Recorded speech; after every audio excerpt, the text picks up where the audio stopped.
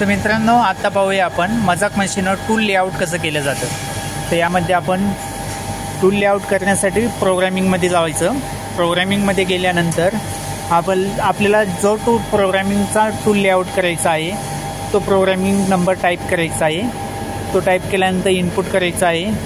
Input button दाबल्यानंतर आपल्याला तो programming open झालेला दिसेल। हा प्रोग्रामिंग आपला ओपन झालेला आहे आणि याचं आपल्याला टूल लेआउट करायचं आहे। तर टूल लेआउट करण्यासाठी आपल्याला अगेन्स्ट टूल लेआउट म्हणायचं आहे आणि तोच प्रोग्रामिंग नंबर आपल्याला अगेन्स्ट टाकायचा आहे।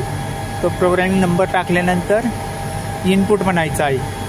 तर इनपुट म्हटल्यानंतर आपल्याला आपल्या स्क्रीनवर टूल लेआउट दिसेल। हे आपले टूल त्या प्रोग्रामिंगमधले टूल आहेत जे आपल्याला टूल लागणार आहे। तर यामध्ये आपण पॉकेट नंबर